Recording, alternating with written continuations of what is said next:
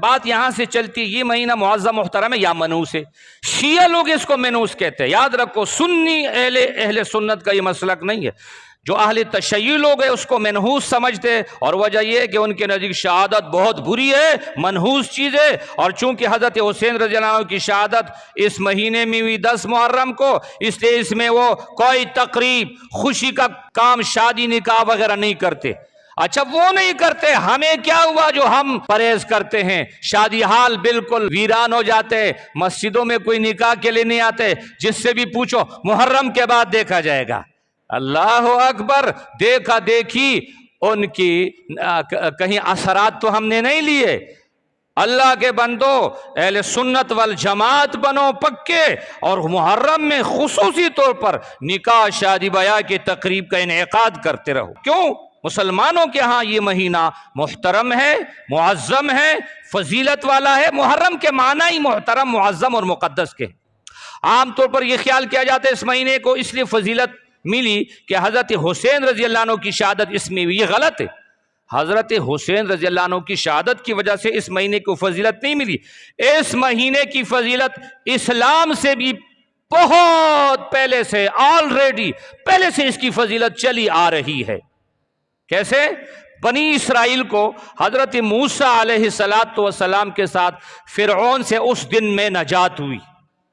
اس نعمت پر ادائی شکر کے طور پر اس دن میں روزہ رکھنے کا حکم ہوا. اور ہمیں بھی یہی حکم ہے کہ آپ محرم کا روزہ رکھو، 7-9 ملاؤ یا 11 تاریخ ملا کے. پیارے نبی علیہ السلام نے فرمایا ہم زیادہ اس کے حقدار ہے کہ روزہ رکھیں. اصل کام تو محرم کے دن روزہ رکھنا ہے. اور باہر جو تحریکیں چل رہی ہے وہ سب روزہ توڑ تحریکیں چل رہی ہے. وہ محبت کے نام پہ محبت نہیں ہے، محبت کو کاٹنے والی چیزیں ہیں.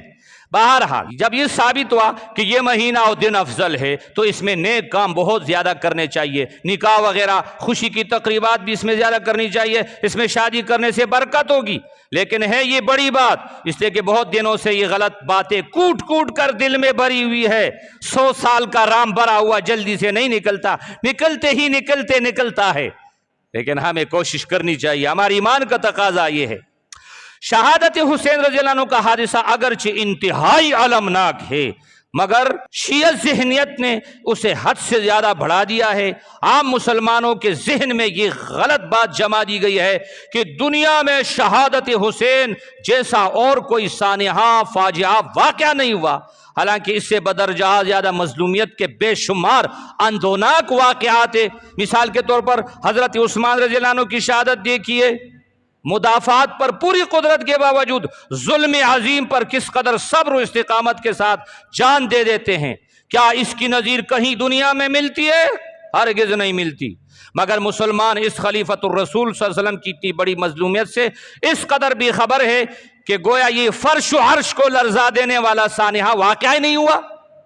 کیا آپ نے کبھی کسی زبان کو اس مظلومیت کی داستان بیان کرتے ہوئے، کسی کان کا اس طرف التفات، کسی قلم کو یہ جان فگا حادثہ لکھتے ہوئے اوراق تاریخ میں اس کی تفصیل دیکھنے کے لیے کسی نگاہ کی توجہ اس مظلومیت پر، کسی دل میں احساس سے درد اور کسی آنکھ کو کبھی اشکبار دیکھا ہے؟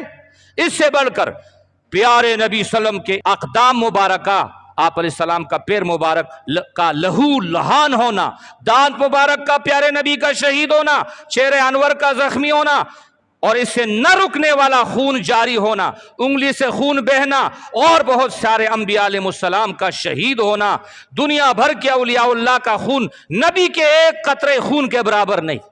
دنیا بھر کے اولیاء اللہ کا خون نبی کے ایک خون کے برابر نہیں. مگر یہاں تو زبان، کان، قلم، نگاہ، دل، آنکھ سب ایک ہی کرشمہ میں مست ہے. نہ کسی دوسرے صحابی کی شہادت کسی شمار میں، نہ کسی نبی کی.